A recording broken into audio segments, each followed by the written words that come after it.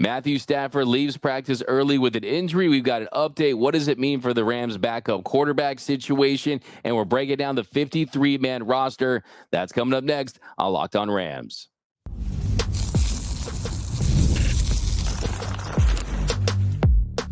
You are Locked On Rams, your daily Los Angeles Rams podcast. Part of the Locked On Podcast Network, your team every day.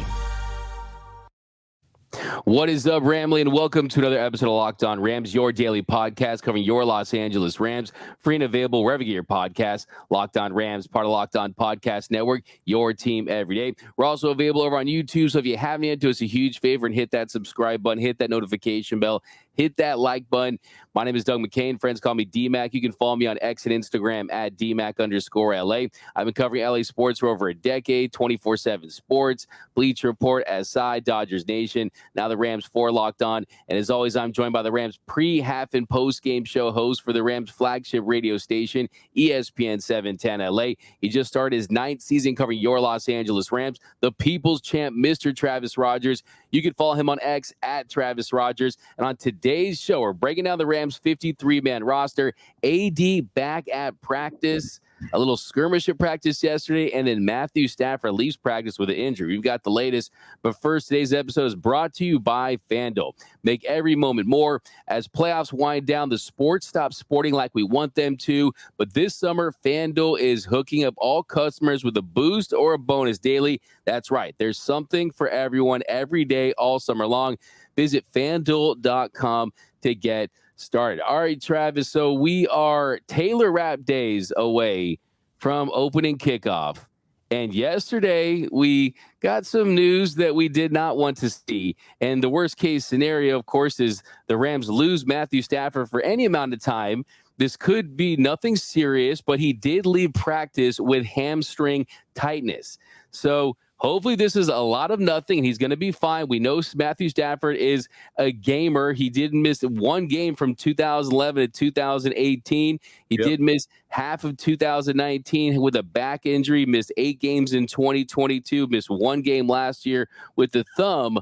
But what this does is it could elevate Stetson Bennett to a starter in week 1 if Matthew Stafford does, for any reason, have to miss any time.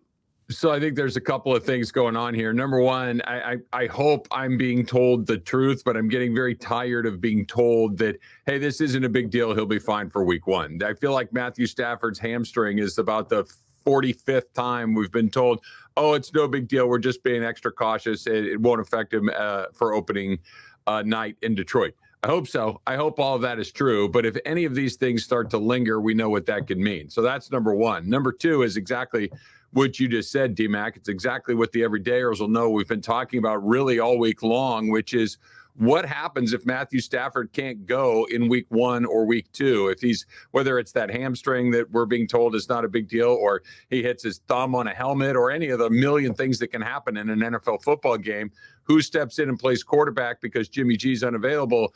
Now this weekend's game against the Chargers Saturday afternoon at 4 o'clock becomes an even bigger deal, because now there's at least something. Maybe it's teeny tiny. Maybe it's a 1% sort of situation, but we are officially on the clock of maybe needing that backup quarterback in week 1, and Stetson Bennett does not look like he's up for the job.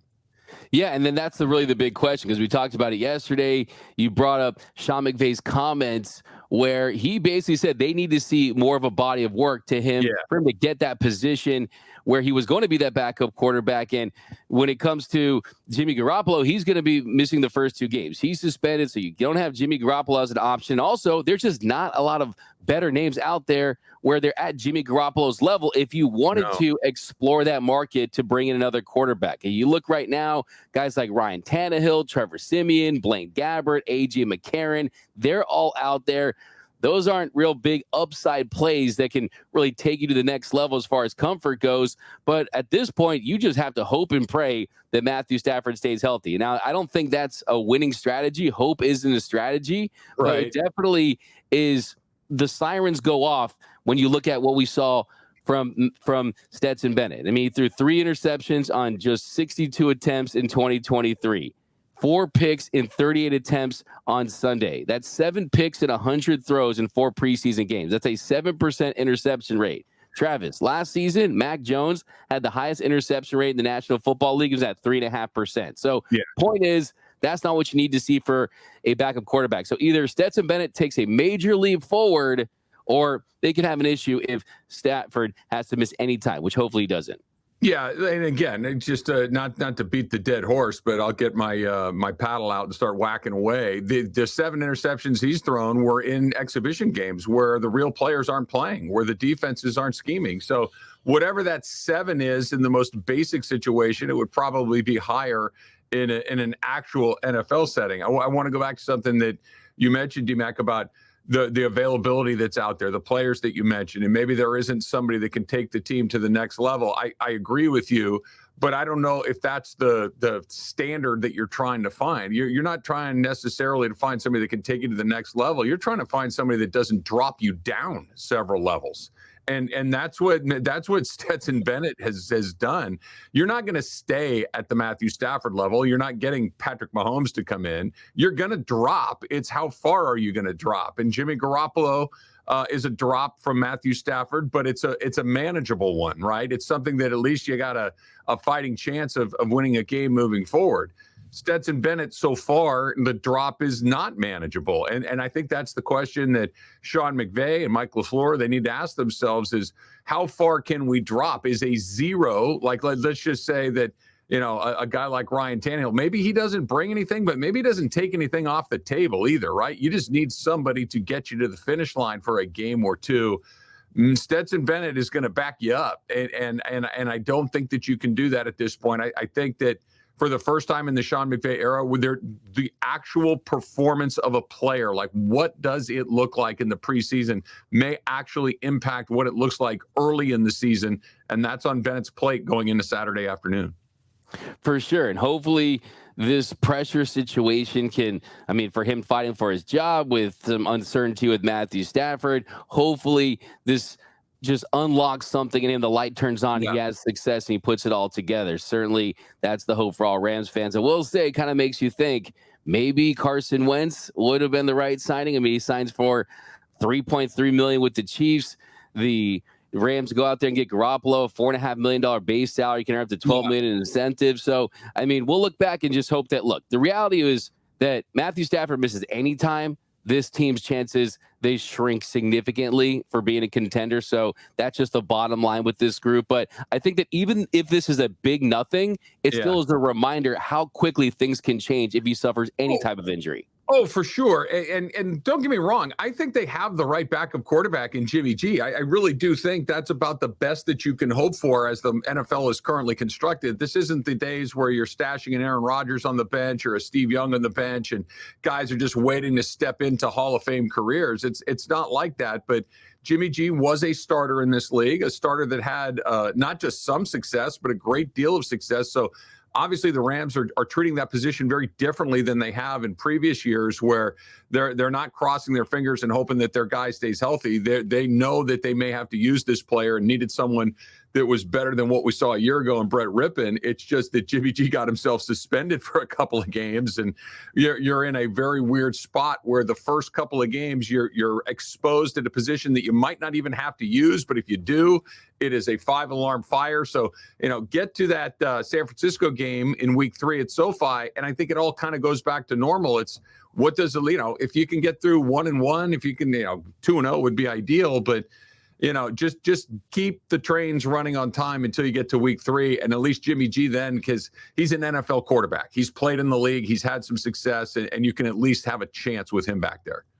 Absolutely. I totally agree. Now, before you hit the next segment, you saw on social media, they posted Albert Huggins.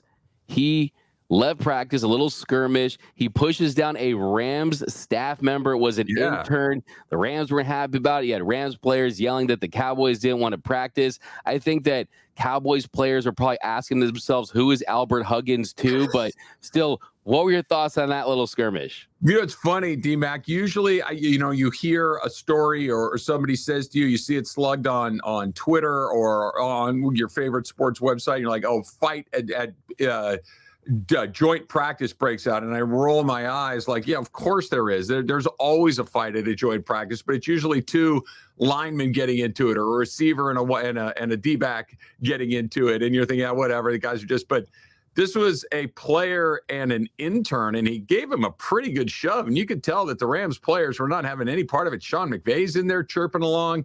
I don't know what Albert Huggins' role on the Cowboys is, but if it was even a little bit on the line, I think Albert Huggins is probably looking for a new line of work pretty soon, because that was completely Bush League. The guy's just standing there. He wasn't doing anything. Yeah. He wasn't in anybody's way. And that was a very bad look for that guy. And I like that the Rams jumped up to his defense as quickly as they did. Yeah, absolutely. And I texted my friend who's a diehard Cowboys fan. I said, hey, what's up with your boy Albert Huggins getting kicked out of practice? And he says, as a Cowboys fan, I say this with all due respect, who in the actual bleep is Albert Huggins?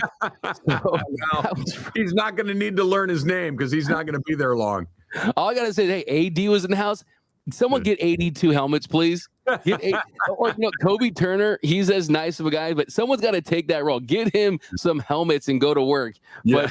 But hey, tempers are always going to flare, and you lose to the Rams, and a little frustration there. But coming up next, we're going to take a look at the 53-man roster. That's coming up next on Locked On Rams.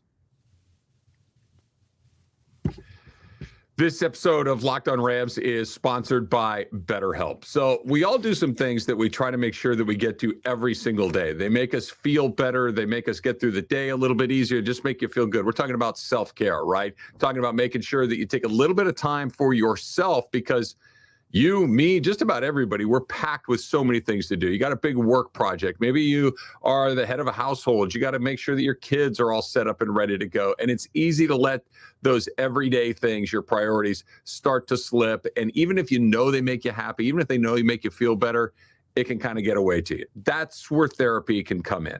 So to make sure that you hit the things that are important to you, so you are good, so you can be good for everybody else. Therapy with BetterHelp is entirely online. It's designed to be convenient, flexible, and suited to your schedule. All you have to do is fill out a brief questionnaire. You will get matched with a licensed therapist. And if for whatever reason you and that particular therapist aren't clicking, you can switch therapists at any time for no additional charge. So never skip therapy day with BetterHelp. Visit BetterHelp.com/lockedon today, and you'll get 10% off your first month. That's BetterHelp, HELP.com/lockedon. And we are off and running here on Locked On Rams. Thank you for making Locked On Rams your first listen every single weekday. Free and available wherever you get your podcast. Locked On Rams, part of Locked On Podcast Network, your team every day. Also, a special shout out to those every listeners out there watching and listening to every single episode of Locked On Rams. The season is 24 days away. It's Royce Freeman days away. So definitely lock in, get that 5 episode per week count up, watch on YouTube, listen on the podcast. We cannot thank you how much, we can't tell you how much we appreciate you guys. And definitely join that Everyday Listeners Club. Now here in our second segment, Travis, we're going to take a look at that 53-man roster. Who are the roster locks? Who are some guys on the bubble? We're going to start with the wide receivers. And I think this is a pretty easy room to pretty much figure out. I mean, Cooper Kupp, Puka Nacua, Demarcus Robinson are the locks. After that, Jordan Whittington, he's certainly lived up to all the hype in the OTAs and training camp. He's looked really good. He was fantastic in his first preseason game in his NFL debut. He had 6 catches for 74 yards against the Cowboys. Tutu Atwell, and then Tyler Johnson and Xavier Smith. So I do think there's a chance the Rams do keep 7 receivers for that depth. You could take one less cornerback potentially, but I think right now the big question is, has Jordan Whittington passed Tutu Atwell for wide receiver 4? Yeah, right. And I think we're going to get a pretty good explanation, or I should say an answer to that question on Saturday afternoon. Does Jordan Whittington play? Right? If he plays, then I think Tutu's probably still ahead of him. If he doesn't play, then I think you officially have a race. You have a competition, and we'll see what it looks like as they move through it. I know they're going to have another joint practice with the Houston Texans before their final preseason game. I know that we won't see these guys in game action until we get to Detroit on Sunday night in week 1. But yeah, I think that, this game coming up against the Chargers on Sunday or Saturday afternoon is really meaningful. We've talked about Bennett a lot, but I think that this group matters too. I don't think you're going to see Tutu, obviously, but if you don't see Jordan Whittington, I think that is meaningful. And now all of a sudden you're talking about, Atwell, Johnson, and Smith having, that's three guys for maybe one or two spots. And that gets very interesting very quickly. I think Tutu will make the team. I don't think that he's going to be at a point where they just get rid of him, because I think there is probably a little bit of value that maybe you could extract somewhere else. We saw that Jordan Rodriguez was talking about it last year, that people were calling about Tutu. So I don't think you're just going to see him released outright, but whether or not he gets real opportunities for the Ram, I think is very much in play. Yeah, I think with Tutu, you have to also look at the fact that he still is the fastest guy on the team, and him and Xavier Smith. So not a lot of burners on this roster. So to have that, I mean, can you find some way to utilize that? And then also Super Bowl teams have depth, and depth definitely plays. If you're going to trade Tutu Atwell, what are you going to get in return? Some late round picks? If you're in a Super Bowl team, I think that's not as valuable. I mean, unless it's some mutual thing where you're not going to use him and you're going to try to do right by him to put him in a better situation, or you think a change of scenery. But I think they'll hold on to Tutu. Hopefully he'll break out and they'll take advantage of it in some capacity. But then you look at Tyler Johnson, Xavier Smith, they're valuable on special teams. They've also put together nice training camps. I think they deserve to make this team. Xavier Smith, to me, still is someone that has a chance to pop a 4.3, 840. I like what I've seen from him. And Demarcus Robinson, he's your prototypical X in this offense. So having a guy like that is definitely beneficial. Of course, we know that Puka and Cooper, they're going to get a lion's share of the targets. But I think as a whole, this is a quality receivers room. It is. I think it's pretty good. And keep in mind what we're talking about here, too. And I think this is, and this is, I don't want to turn this into the Tutu Atwell can't help the Rams segment like we've been doing for the last couple of days. But I just want to point something out real quick. Everywhere that Matthew Stafford goes, the wide receivers get better, right? We've talked about this, that the seasons that Calvin Johnson put up, they were with Matthew Stafford. The season that Cooper Kupp won the Triple Crown and won a Super Bowl MVP was with Matthew Stafford. Puka Nacua put up a record rookie numbers for receiving yards and receptions. It came with Matthew Stafford as the trigger guy to that. Why can't Tutu Atwell get going? Right, you're talking about one of these guys that is just a cheat code for wide receivers, because he can put the ball wherever he wants it on a line, and yet we still can't get Tutu Atwell unlocked. I think there's something there. We'll see when Stafford is with Whittington, when Stafford is with Tyler Johnson, or whether it's Xavier Smith, or any of these guys. Let's see what it looks like, because we've seen enough of the Atwell-Stafford combination to know, you know what, for whatever reason, that really hasn't connected. We saw what Stafford looked like with Demarcus Robinson. All of a sudden, you had a pro in that spot, and that started to produce. And I'm not taking anything away from the wide receivers that we've been talking about, because they're all terrific, like we've said. But Matthew Stafford is the reason that this goes. And if you can't get going with him, that's a you problem, not a him problem. And I think that's probably one of the things that Sean McVay and his staff are evaluating. Yeah, for sure. I mean, I think you want to see more of the Tutu Atwell that you saw the first couple games last year and against the Detroit Lions when he hauled in that 38-yard touchdown. He's flipping into the end zone. So it's not like he hasn't flashed at times. Flash usually is a code word for inconsistency, really, and you just haven't been able to do it on a regular basis. But yeah, I agree with this team and what they need. The more, the merrier as far as weapons are concerned. So yeah, I think that too. It just really is a testament to Jordan Whittington and them finding him in the later round and what he's put together. He looks like if you go into a lab and make a Rams receiver, he's the guy that pops out. We know they like big physical guys that aren't afraid to catch balls over the middle, that can do the dirty work, and he's a guy that can absolutely do that. And with Skoranek gone in Houston, he's someone that kind of fill that void as well. So I like this wide receivers room. I really do. And I think it comes down to, one, Cooper Kupp. Can you get a kind of reinvigorated, re-energized kind of vintage Cooper Kupp year that stays healthy? And then Puka Nacua, avoid a sophomore slump and prove that he is the real deal. I think those are kind of the big X factors because it's going to be top heavy. We know it is with Matthew Stafford. It is. And those two guys will get the vast majority of the opportunities, and they should. They certainly earned that. But I do think I think if you have these two guys we're talking about, I think Kupp has to come up a little bit, right? I think Kupp has to be better than he was a year ago. And maybe that's just as simple as he needs to be healthier than he was a year ago. If it's that, then I'm optimistic. I think Puka, I think Rams fans need to come to the realization that statistically, your fantasy team or whatever, that's going to come down a little. I really think, because he had nearly 1,500 yards receiving. He set a record for receiving yards for a rookie. Yeah. The chances of him putting up another 1,500 yard season are not good. It's just too high of a number. So I think you need to recalibrate there and find that extra, 200 or 300 yards that might come off his total in other places. I think they can do it. I think they're deep. They got the right quarterback. They got the right coach. So I'm optimistic with this group. Of all of the position groups, I think this is the one that you can really feel good about, because you're talking about having to find spot for more good players than you have opportunities. Absolutely. I think another big question is, what do we call Jordan Whittington? I mean, we can't call him Big Wit, right? Do we call him Pretty Big Wit? I mean, moderately sized wit. I like that. It's kind of long, but we're still fleshing out, so we're gonna workshop that one. But coming up next, AD back in practice. Something, nothing, or everything. We're gonna get into that next on Locked On Rams. All right, so we're into what do they call them? The dog days of summer, right? The baseball is really going. Football's really close, but we're down to just about baseball, right? So there are fewer games, and the sports aren't quite sportsing like we all want them to.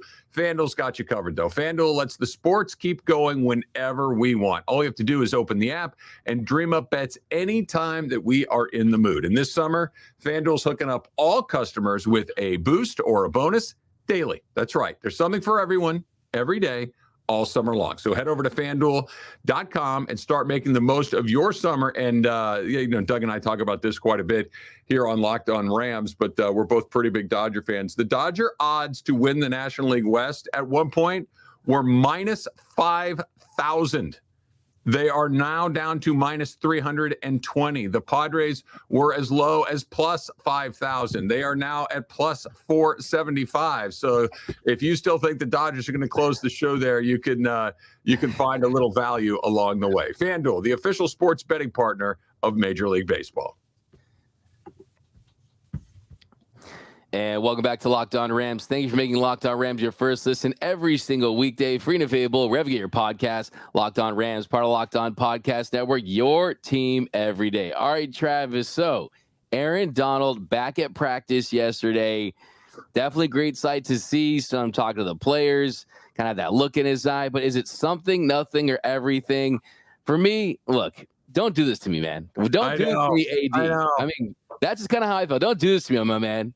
I'm with you. Look, you want, I'll give you my heart first, and then I'll give you my brain second. My heart is, look at that dude. Oh my God. It looks like he just needs to put a helmet on and he's ready to go. He looked like he was in prime physical condition. That was the best looking version of Aaron Donald that you could imagine. After being retired for a few months, he still looked like AD. Let's go. Get the man a uniform, clear out his locker with the mops or the buckets or whatever you're storing in there right now, and get that man back on the field. The brain part of it is he probably just came to see his friends. Aaron Donald is probably one of those guys that's going to be 60 and look like that. He's always going to be jacked and ready to go. So I'm not going to say it's everything. I also am not going to say it's nothing. It is camp. Maybe he's getting, you and I have talked about this. Maybe this is one of those times where he's like, I need to be on a football field. I've been doing this my whole life. It's the end of the summer. I usually am out there doing football stuff. I need to get out there. Maybe that itch is starting to show up a little bit, but the more people I talk to, the more I think about it, the less likely I think it is he comes back, and God, do I want to be wrong. Absolutely. I was reminded of that song by the English pop R&B band, The Equals. AD, come back.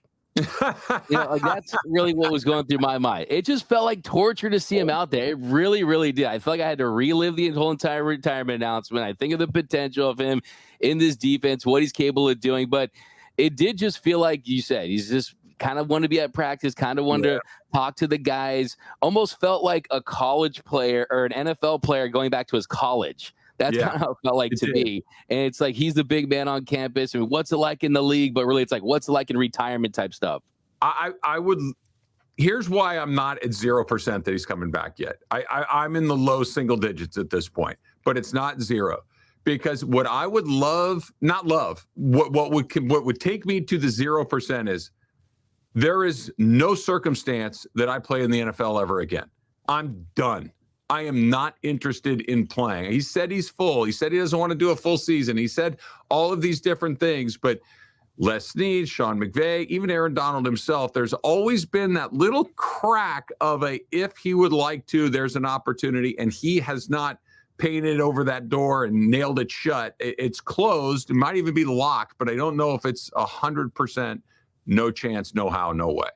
And you felt good about the physique, right? Just how he looked. God, I mean, it did. First of all, he had to know, and maybe he's just one of those guys that doesn't own a shirt that has any sleeves, that this is just how he goes. He goes to church and to business meetings sleeveless. I don't know. But yeah, he looked like he could start playing right now and not miss a beat. Yeah, absolutely. Those shirts all come with sleeves, but the second he flexes, it just pop off, and that's just kind of how it goes down.